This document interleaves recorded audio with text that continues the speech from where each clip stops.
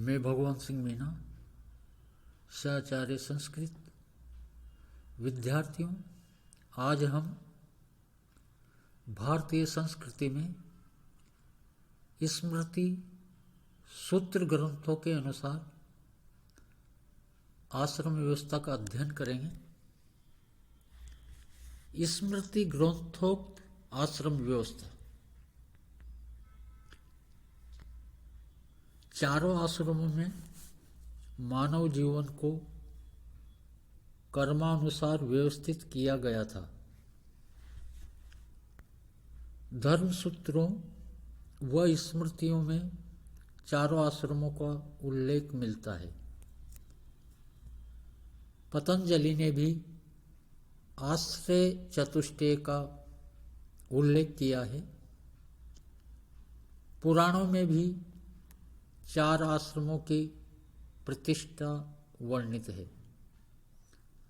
श्रुति एवं स्मृति इस विषय में प्राय एक मत है कि इस आश्रम व्यवस्था में आश्रमों का संबंध संस्कार से जुड़ा था। अतः प्रारंभ काल में आयु का निश्चय नहीं था। इन चारों आश्रमों का स्मृति ग्रंथों में उपलब्ध विवरण आश्रम धर्म का अग्र प्रकार निरूपण करता है। पहला, ब्रह्मचर्य आश्रम। मानव जीवन के पहले आश्रम के रूप में ब्रह्मचर्य द्विज जाति के लिए अत्यावश्यक माना गया था। इसका उद्देश्य था उच्च स्तरीय बौद्धिक एवं शिक्षित जीवन का निर्माण करना। ब्रह्मचर्य आश्रम संयम व तप के आदर्श पर अवलंबित था। इसका प्रारंभ उपनयन के उपरांत होता था।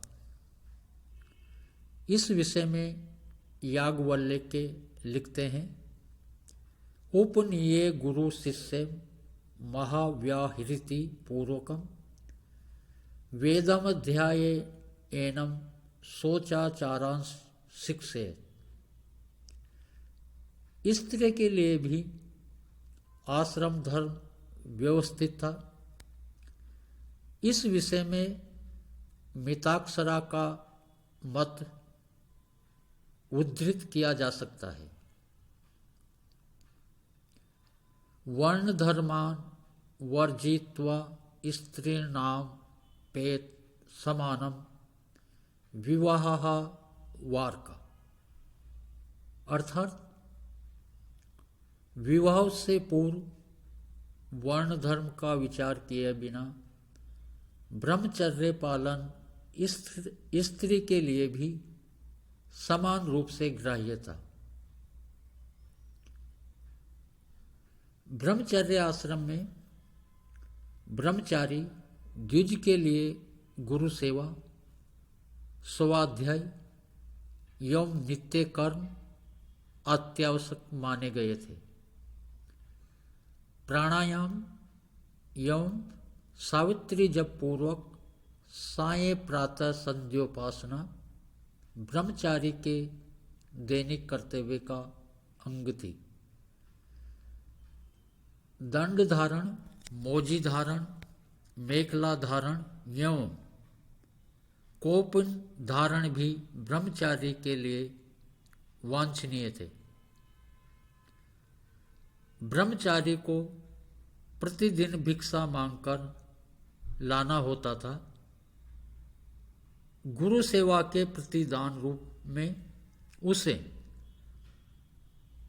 षड वेदांग का अध्ययन करना होता था। ब्राह्मण निष्कारणम षडांगो वेदाध्ययो ज्ञेयश्च। ब्रह्मचारी के लिए कई बातें वर्जित थी, जैसा कि याज्ञवल्क्य लिखते हैं। मधुमासा अंजन उच्छिष्ट सुक्त स्त्री प्राणी हिंसनम भास्करा लोकान शीलर परिवादादि वर्जयेत। अर्थात मधु, मांस, अंजन, उत्छिष्ट, सुक्त अर्थात निष्ठुर वाणी, स्त्री हिंसा, प्राणी हिंसा, सूर्योदय व सूर्यास्त का अवलोकन, असत्य भाषण,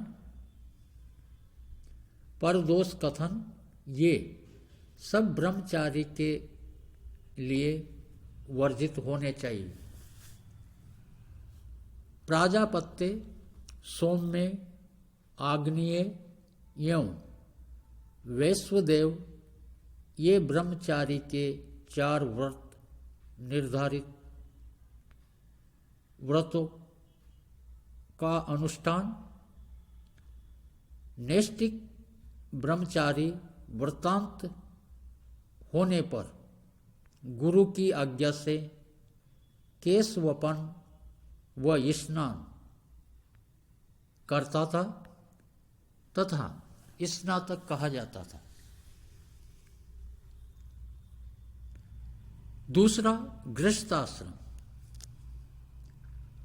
ब्रह्मचर्य के उपरांत गृहस्थ दूसरा आश्रम था। कृतिदारो ग्रहम वसेत के अनुसार गृहस्थ आश्रम का प्रारंभ दार कर्म अर्थात विवाह से होता था। विवाह उपरांत गृहस्थ जीवन व्यतीत करने के लिए गृहस्थ को भी नित्य श्रुति उक्त अग्निहोत्र आदि कर्म करना होता था। प्रातः संध्या उसे करना अनिवार्य था।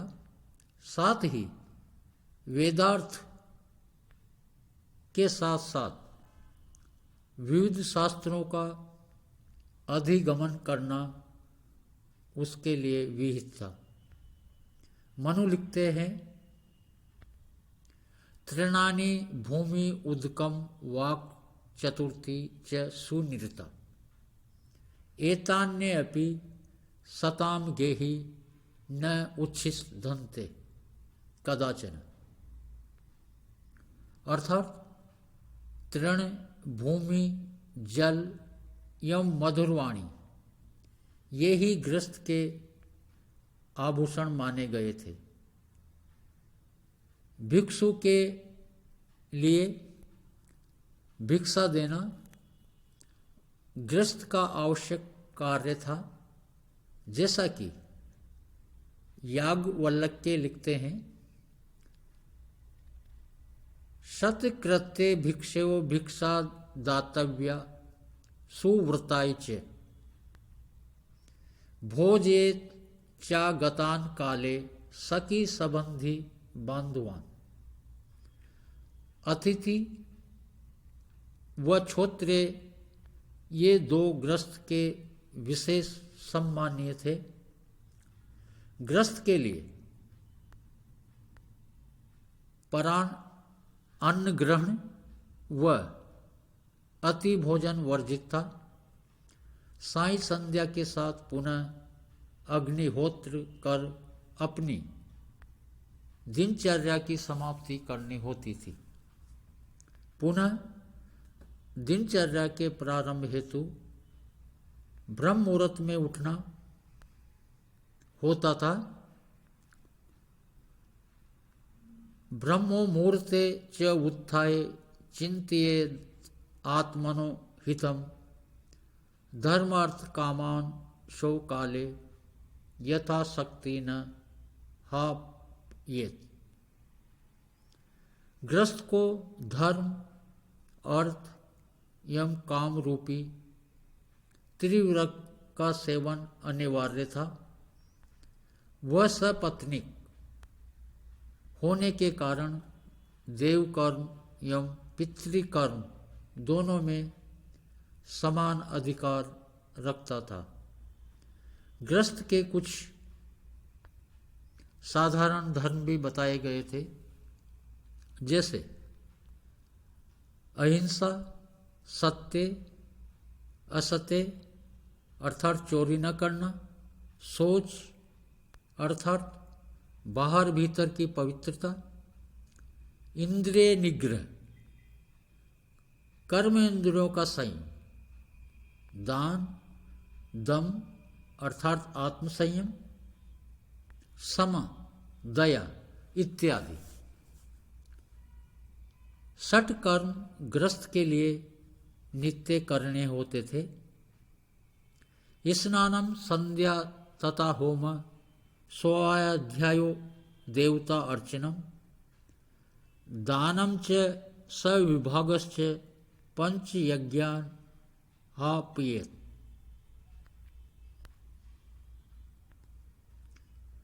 स्नान, संध्या, अग्निहोत्र, स्वाध्याय, देव पूजा, दान एवं संविभाग, ये गृहस्थ के षट कर्म थे। इनके साथ साथ पंच महायज्ञ नियमित करना भी गृहस्थ जन के लिए परम आवश्यक माना गया था। ये पंच महायज्ञ थे ब्रह्म यज्ञ, पितृयज्ञ, देवयज्ञ, भूत यज्ञ एवं नृयज्ञ। मनु के अनुसार वेद का अध्ययन अध्यापन ब्रह्म यज्ञ था, श्राद्ध तर्पण आदि पितृयज्ञ था, अग्निहोत्र देवयज्ञ था, बलि वैश्वदेव भूत यज्ञ तथा अतिथि सत्कार नृय यज्ञ कहा जाता था। गृहस्थ के लिए ये पंच यज्ञ प्राथमिक कर्तव्य माने जाते थे। पंच यज्ञास्तु यो मोहान न करोति गृहाश्रमी तस्य नायम न च परो लोको भवति धर्मतः। गृहस्थ के लिए स्मृतिकारों ने कुछ शोधक्रम काम्य रूप में निर्दिष्ट किए थे, जैसा याज्ञवल्क्य लिखते हैं। प्रति संवत्सरम सोम पशु प्रत्ययनम तथा कर्तव्य अग्रणेष्टि चतुर्मास्यानि चैव हि ऐसाम संभवे कुर्यात् दृष्टि वैश्वानरीं द्विज हीन कल्पम न कुर्वीत सति द्रव्य फल प्रदम। अर्थात प्रतिवर्ष सोम यज्ञ, पशु प्रत्ययन, आग्रणेष्टि, चातुर्मास्य अथवा वैश्वानर यज्ञ गृहस्थ को करना वांछनीय था। तीसरा, वानप्रस्थ आश्रम। वानप्रस्थ तीसरा आश्रम था। वन में प्रस्थान की घटना के आधार पर इसका नामकरण किया गया है। वानप्रस्थ सपत्निक या अपत्निक दोनों रूपों में वन में प्रस्थान कर सकता था। वानप्रस्थ के लिए ही सबसे बड़ा कर्तव्य अथवा धर्म था। इस संबंध में याज्ञवल्क्य का मत है। श्रुति विन्नेस पत्नीक सतया वानुगतो वनम वानप्रस्थो ब्रह्मचारी साग्नि सोपासनो वर्जे। वानप्रस्थ के लिए आयु निर्धारित नहीं थी। विशिष्ट शारीरिक अवस्था में उसकी ग्राह्यता का निर्देश करते हुए मनु ने लिखा है, ग्रस्तस्तु यदा पश्येत वलिपलित आत्मनः अपत्यसेयो वाप्तेम तदा अरण्यम समा आश्रयेत। अर्थात जब भी ग्रस्त पुरुष ये देखे कि वह जर्जर एवं पके हुए केशव वाला हो गया है, उसके पुत्र पौत्रादि हो चुके हैं, तो वह वन में प्रस्थान करे, अर्थात वानप्रस्थ ग्रहण करे। वानप्रस्थ को वन्य वस्तुओं पर ही आश्रित होकर जीवन व्यतीत करना होता था। वानप्रस्थ का ग्राम में प्रवेश वर्जित था। उसे रागादि वासना से रहित होकर तपश्चरण करना अनिवार्य था। वह शांत एवं दांत होता था। स्वाध्यायशील, दानशील, फल मूल का भक्षण करने वाला एवं सब प्राणियों के हितार्थ तत्पर रहना था। धर्मशास्त्र व स्मृति ग्रंथों में वानप्रस्थी के कई भेद बताए हैं, जैसे दंतोलुखिलिक, कालपाकाशी, अस्म कुटक आदि। वानप्रस्थ के लिए पंचाग्नि तपस्या का विधान भी उपलब्ध होता है। ग्रीष्मे पंचाग्नि मध्यस्थतो वर्षासु स्तर्निन लेस्ये आर्द्रवासास्तु हेमंते सत्यावापी तपश्चरे।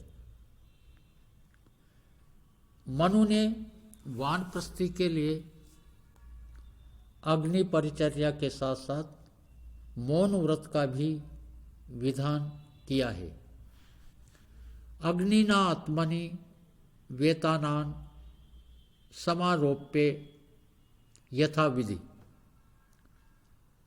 अग्नि निकेतः स्यान् मुनि मूलः फलासन। वानप्रस्थी के लिए चीर, वलकल, पलाशदंड, कमंडलू आदि धारण करना अनिवार्य था।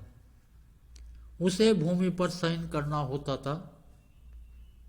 योग अभ्यास वानप्रस्थी का सर्वश्रेष्ठ कार्य बताया गया है। चौथा, संन्यास आश्रम। संन्यास चौथा आश्रम है। इसमें काम्य कर्मों का त्याग एवं क्रियमाण कर्म में आसक्ति का परित्याग अनिवार्य माना गया है। श्रीमद्भगवद गीता में भगवान श्री कृष्ण कहते हैं, काम्यानाम कर्मणाम न्यासम संन्यासम कवयो विदु। मनु ने तप सिद्धि के उपरांत संन्यास का विधान किया है। आत्मान्य अग्नि समारोप्य ब्राह्मण प्रव्रजेत ग्रहात्। सन्यासी के लिए सर्वकर्म परित्याग का विधान है, किंतु वेद मार्ग का अनुसरण नितांत अनिवार्य है, जैसा कि मनु निर्देश करते हैं। सन्न्यास्य से सर्वकर्माणि कर्म दोषानुदन नियतो वेदम अभ्यस्य पुत्र ऐश्वर्य सुखम वसेत सन्न्यसेत सर्वकर्माणि वेदमेकं न सन्न्यसेत वेदम संन्यासत क्षुद्रः तस्मात् द्वेदम न सन्न्यसेत।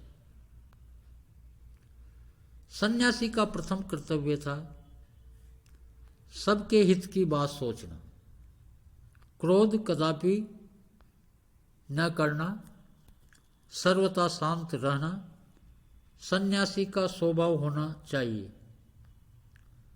सन्यासी त्रिदंड धारण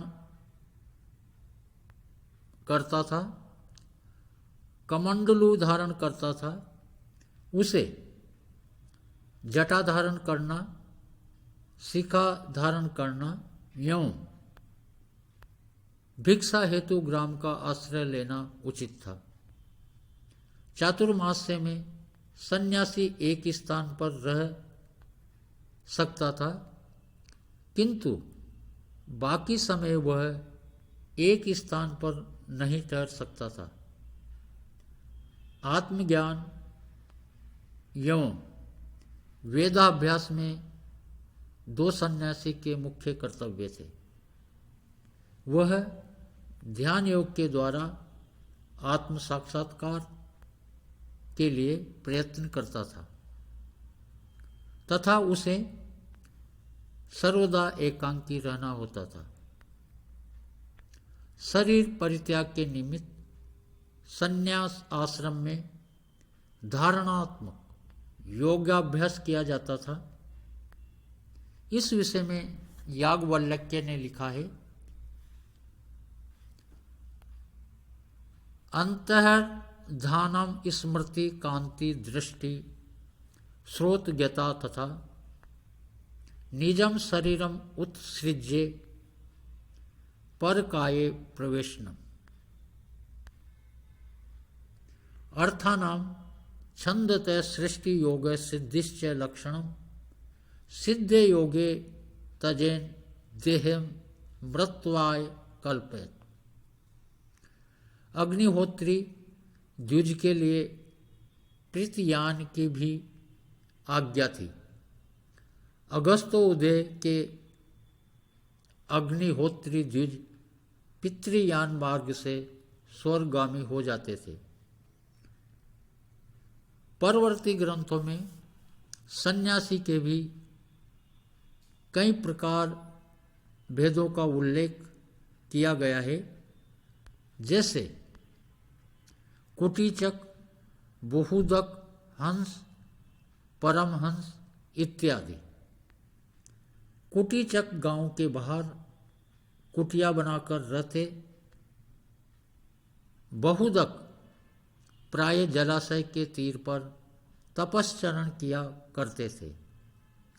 हंस निरंतर तत्पर रहते थे तथा परमहंस समाधिस्थ हो जाते थे।